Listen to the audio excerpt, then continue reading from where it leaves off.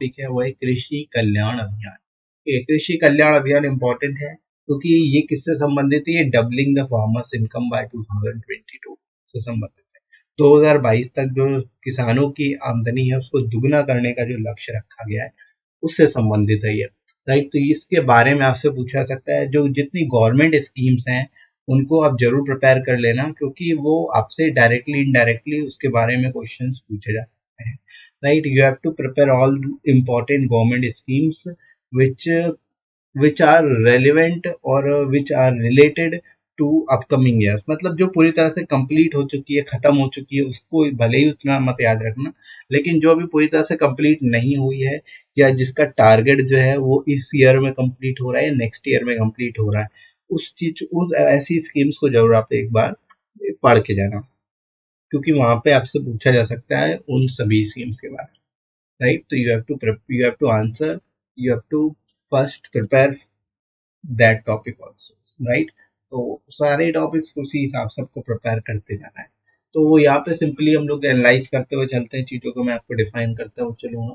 जैसे द कृषि कल्याण अभियान was launched by the government in order to provide farmers with help of advice on the best technology and income enhancement programs। ठीक है, यानी कृषि कल्याण अभियान जो है एक तरह से गवर्नमेंट द्वारा लॉन्च स्कीम है और इससे जो है फार्मर्स को हेल्प दी जाएगी, एडवाइस दी जाएगी, जो बेस्ट टेक्नोलॉजी है वो उसके बारे में उनको बताया जाएगा और साथ ही साथ कुछ इनकम एनहेंसमेंट प्रोग्राम्स भी हैं जिनकी हेल्प से फार्मर्स की इनकम डबल हो सकेगी, राइट।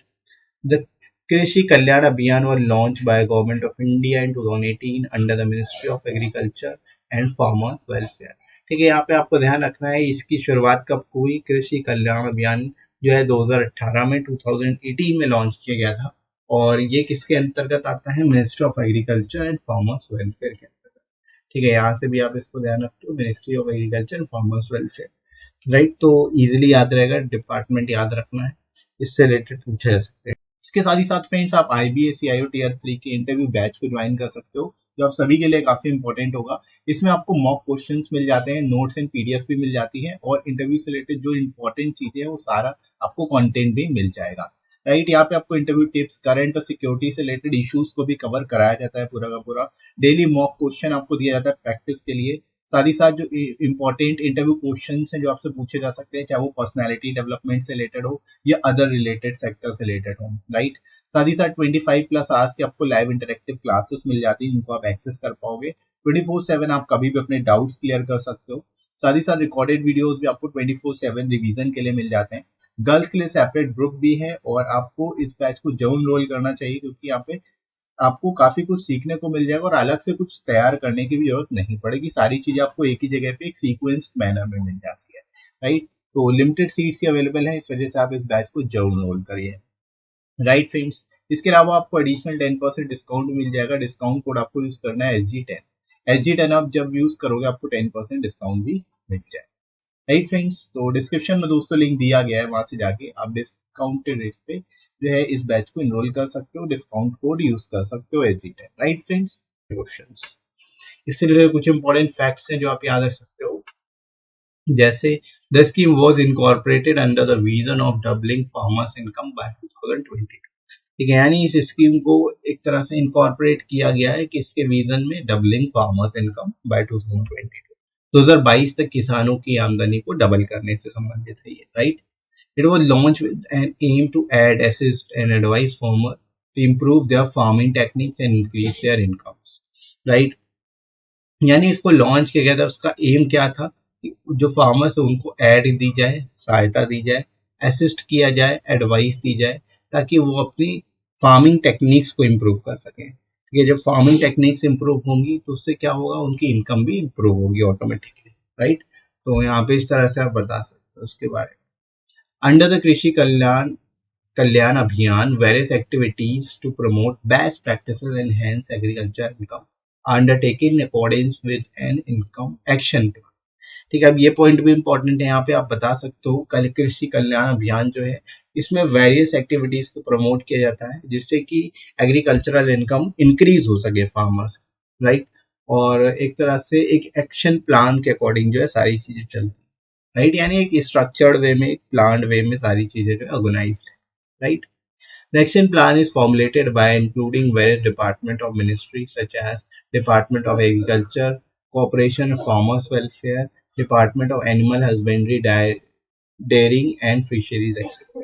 मतलब जो अलग अलग रिलेटेड डिपार्टमेंट्स वही एक्शन प्लान फॉर्मुलेट करते हैं ताकि जो इनकम है फार्मर्स की और एक तरह से जो एग्रीकल्चरल इनकम है बेसिकली उसको इम्प्रूव किया जा सके, right? So you can easily elaborate all these points. These are very important points, or you can easily learn it, right? You don't need to memorize all the point. You just need to go through all these point once or twice. You will automatically learn this point, right? So just focus on these. Don't try to learn all the point. Just read these points, right? When you read this point, this will definitely you will automatically keep left in your mind, right? जब आप इन चीजों को बार 2-3 बार पढ़ लोगे तो ये चीजें आपके माइंड में ऑटोमेटिकली बनी रहेंगी और उससे रिलेटेड जो क्वेश्चंस होंगे उनको आप आंसर भी कर पाओगे आसानी से, राइट? आगे दोस्तों बढ़ते हैं। The scheme will be implemented in 25 village having population of 1000 और मोर इन एस्पिरेशनल डिस्ट्रिक्ट। ठीक है, मतलब ये स्कीम जो है उन डिस्ट्रिक्ट में ही लागू होगी जहां पे 25 विलेजेस हैं और जहाँ की पॉपुलेशन है 1000 या फिर से ज्यादा है। ठीक है, 1000 से ज्यादा होनी चाहिए, वहां पे इनको जो है इम्प्लीमेंट किया जाएगा, राइट?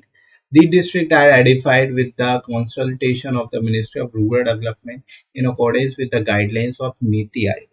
ठीक है, अब देखो नीति आयोग का भी यहाँ पे काफी अहम रोल है क्योंकि ये गाइडलाइंस प्रिपेयर करेगा। ठीक है, नीति आयोग का मेन काम क्या है, यहाँ पे गाइडलाइंस बनाना और उसी के हिसाब से जो कंसल्टेशन के लिए मिनिस्ट्री ऑफ रूरल डेवलपमेंट है वो भी यहाँ पे कंसल्ट करेगी और डिस्ट्रिक्ट है उसको आइडेंटिफाई किया जाएगा, right? In case the number of villages in a district is less than 25 with more than 1000 population then all the villages will be covered। ठीक है, मतलब वो डिस्ट्रिक्ट, कोई भी ऐसा डिस्ट्रिक्ट जहाँ पे जो नंबर ऑफ विलेजेस हैं वो 25 से कम है, उस केस में जो है पॉपुलेशन अगर वहाँ की 1000 से ज्यादा है तो उन सभी डिस्ट्रिक्ट को कवर किया जाएगा, डिस्ट्रिक्ट वाइज यहाँ पे चीजों को कवर किया जाएगा, यहाँ पे विलेजेस को मार्क किया जाएगा, right? The overall coordination and implementation will be done by कृषि विज्ञान केंद्र। ठीक है, कृषि विज्ञान केंद्र द्वारा जो कोऑर्डिनेशन और इसका इम्प्लीमेंटेशन किया जाए। ठीक है, तो ये भी आप यहाँ याद रख सकते हो, सारी चीजें इंटरकनेक्टेड हैं और आपस में जुड़ी हुई हैं, राइट? अब यहाँ पे नीति आयोग जो आया है इससे रिलेटेड कुछ इंपॉर्टेंट इन्फॉर्मेशन आपको पता होनी चाहिए। नीति आयोग से रिलेटेड आपसे क्वेश्चन पूछे जा सकते हैं और क्योंकि ये थिंक टैंक है गवर्नमेंट ऑफ इंडिया का, इस वजह से इससे रिलेटेड चीजें भी आपको पता होनी चाहिए। ठीक है, नीति का सबसे पहली चीज आपको फुल फॉर्म पता होना चाहिए। इसका फुल फॉर्म होता है national institution for transforming India. ठीक है, नीति फुल फॉर्म याद रखेंगे, national institution for transforming India. ठीक है, और नीति आयोग ने प्लानिंग कमीशन को रिप्लेस किया था। ठीक है, ये भी आप ध्यान रखोगे 2015 में, तो इसको याद रख सकते हो, the planning commission has been replaced by NITI Aayog. ठीक है, फुल फॉर्म याद रख लो और साथ ही साथ प्लानिंग कमीशन को रिप्लेस किया नीति आयोग ने, ये भी आप याद रखेंगे। अब जैसे पहले क्या होता था, 5 ईयर प्लान आते थे जो प्लानिंग कमीशन रिलीज करता था, अब की क्या आया है, 15 ईयर विजन प्लान आया है। ठीक है, 15 ईयर विजन प्लान जो है वो डेवलप किया गया है नीति आयोग द्वारा। ठीक है, तो इस चीज को भी आप याद रख सकते हो। In Sanskrit, the word niti means morality, behavior, etc. But the present context, it means policy, and the niti stand for National Institution for Transformation।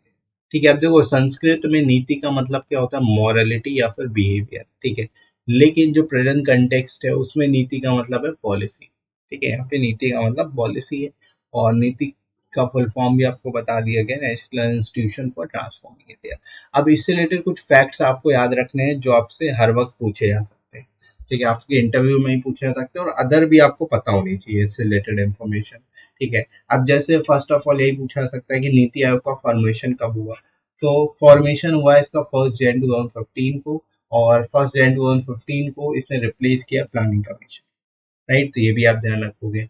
Headquarter इसका पूछा सकता है कि इसका हेडक्वार्टर कहाँ पर है, then you can say New Delhi. New Delhi is the headquarter of NITI Aayog. उसके अलावा इसके चेयरमैन कौन है, तो एक्स ऑफिशियल चेयरमैन एक तरह से आप कह सकते हो प्राइम मिनिस्टर होते हैं। प्राइम मिनिस्टर ही नीति आयोग के चेयरमैन होते हैं। प्लानिंग कमीशन के भी प्राइम मिनिस्टर ही चेयरमैन होते थे, उसी तरह नीति आयोग के भी प्राइम मिनिस्टर होते हैं। तो नरेंद्र मोदी जी जो है हमारे चेयरमैन है नीति आयोग के, राइट। इसके अलावा इसमें एक वाइस चेयरमैन और सीईओ होते हैं जो कि मेन एक तरह से हाईरार्कियल ऑर्डर में चलते हैं, तो यहाँ पे भी इनको भी याद रखो। वाइस चेयरमैन जो है डॉक्टर राजीव कुमार है, ठीक है, राजीव कुमार याद रखना है आपको, और सीईओ याद रखना है अमिताभ कांत, ठीक है। तो ये तीन जो है, जो यहाँ पे आपको चेयरमैन, वाइस चेयरमैन और सीईओ, इन तीनों पोजीशन के नाम करंट में कौन है ये आपको याद रखना है। इससे रिलेटेड आपसे क्वेश्चन पूछा जा सकता है, राइट, इनके बारे में आपसे पूछा जा सकता है। तो देन आप नाम याद रखोगे, that will be sufficient, right. इसके अलावा कुछ इंपॉर्टेंट फैक्ट्स आप यहाँ पे याद सकते हो उससे रिलेटेड, जैसे it is the country's premier policy making institution that is expected to bolster the economic growth of the country, ठीक है। यानी कि ये पॉलिसी मेकिंग इंस्टीट्यूशन है, पॉलिसी बनाता है गवर्नमेंट के लिए, ठीक है, NITI Aayog. It aims to construct a strong state that will help to create a dynamic and strong nation. This help India emerge as a major economy in the world, ठीक है। NITI Aayog creation has two hubs called team India hub and knowledge innovation hub. अब ये hub याद रखने आप, नीति आयोग जो है उसके दो हब हैं, एक टीम इंडिया और एक जो है knowledge innovation. Team India hub के अंतर्गत क्या होता है, it leads to the participation of Indian state with the central government. Team India के अंतर्गत जो है सेंट्रल और स्टेट गवर्नमेंट का पार्टिसिपेशन रहता है। और नॉलेज और इनोवेशन हब के अंतर्गत it builds the institution think tank capabilities, ठीक है, मतलब थिंक टैंक कैपेबिलिटीज को इसको क्या बिल्ड किया जाता है, नॉलेज और इनोवेशन हब के अंतर्गत, राइट। तो इस तरह से ये टू पार्ट्स में बेसिकली जो है वर्क कर रही है, राइट। क्लियर है। तो नीति आयोग ध्यान रखना है, एक तरह से थिंक टैंक भी बोलते हैं इसको गवर्नमेंट ऑफ इंडिया का, राइट। तो इतना याद रखोगे इससे रिलेटेड, नीति आयोग से related, that can be asked from, right. आगे बढ़ते हैं। अब आता है फंक्शंस ऑफ कृषि कल्याण अभियान। फंक्शंस क्या है कृषि कल्याण अभियान के, यहाँ पे बता सकते हो, providing complete coverage for bovine vaccination in all the villages for foot mouth disease, ठीक है, फुट एंड माउथ डिजीज। तो यहाँ पे जो बोवाइन है, बोवाइन यानी कि जो जानवर है, जो गाय है, भैंस है, उनको बोवाइन बोलते हैं। तो बोवाइन वैक्सीनेशन के लिए कंप्लीट कवरेज प्रोवाइड करना एक तरह से जितने विलेजेस हैं, फुट और माउथ डिजीज रिलेटेड, ठीक है। तो ये भी आप बता सकते हो। इसके अलावा demonstrating programmes on integrated crop practice, micro irrigation etcetera, ठीक है। मतलब इसके अंतर्गत कृषि कल्याण अभियान के अंतर्गत जो है ऐसे प्रोग्राम डिमॉन्स्ट्रेट करेंगे जो इंटीग्रेटेड क्रॉप प्रैक्टिसेस को शो करते हैं, राइट। साथ ही साथ माइक्रो इरिगेशन भी इसके अंतर्गत इंक्लूड किया गया है। Providing complete coverage on PPR, peste ruminants, ठीक है। ये एक तरह की डिजीज होती है जो शीप्स एंड गोट्स में पाई जाती है, ठीक है। तो यहाँ पे आप याद रख सकते हो, पीपीआर कवरेज करेगा eradication in sheep and goats, ठीक है। शीप एंड गोट्स में जो पीपीआर डिजीज है उसको यहाँ पे इरेडिकेशन के लिए जो है यहाँ पे कंप्लीट कवरेज प्रोवाइड की जाएगी। Distributing mini kits of oil seed and pulses to all the farmers, इसके अलावा मिनी किट्स प्रोवाइड की जाएगी ऑयल सीड्स एंड पल्सेस की जितने भी फार्मर्स उन सभी, right. Distributing soil health cards to farmers and distributing agroforestry, agriculture and bamboo plants at a very low rate of 5 rupees to all families, ठीक है। यानी एक तरह से सॉइल हेल्थ कार्ड के साथ साथ फार्मर्स को तो दिया ही जाएगा, साथ ही साथ एग्रो फॉरेस्ट्री और हॉर्टिकल्चर और बम्बू प्लांट्स हैं, ये सब जो है बहुत ही लो रेट से प्रोवाइड किए जाएंगे फार्मर्स को, ठीक है, जस्ट ₹5 में, ताकि सभी फैमिलीज, राइट। तो यहाँ पे इस तरह से जो है इन फंक्शंस के थ्रू जो है एक तरह से जो फार्मर्स है उनकी जो इनकम वो डबल हो सके, राइट। इसके अलावा माइक्रो इरिगेशन फंड जो है ये नाबार्ड बेसिकली प्रोवाइड कर रहा है, ये भी आप यहाँ पे आ सकते हो। National bank for agriculture rural development NABARD has set up a fund of 5,000 crore which will provide the amount to state on concessional rate of interest to promote micro irrigation as part of its objective to boost agricultural production and farmers income, ठीक है। यानी कि एक तरह से ये इसका जो ऑब्जेक्टिव है एग्रीकल्चर प्रोडक्शन और फार्मर इनकम को बूस्ट करना, इसके लिए नाबार्ड ने 5,000 करोड़ का फंड जो है सेटअप किया है, राइट। तो ये भी यहाँ पे आप बता सकते हो, माइक्रो इरिगेशन फंड भी इसके अंतर्गत कवर किया गया है, राइट फ्रेंड्स। तो इस तरह से यहाँ पे इन पॉइंट्स को आप याद रखो, these are very important points related to Krishi Kalyan अभियान, और these all points can be asked. You just need to go through this PDF once or twice, then definitely it will be in your mind. When you are asked, you will definitely answer related questions related to. इसके साथ ही साथ आप लोग Telegram channel को join कर सकते हो, इस पे आपको सारी इंपॉर्टेंट पीडीएफ्स और क्लासेस की नोटिफिकेशन मिल जाएंगी, राइट। और इसका लिंक आपको डिस्क्रिप्शन में मिल जाएगा और कमेंट सेक्शन में ही मैं पिन कर दूंगा, वहां से जाके आप वहां देख सकते हो, वहां से जाके ज्वाइन कर सकते हो।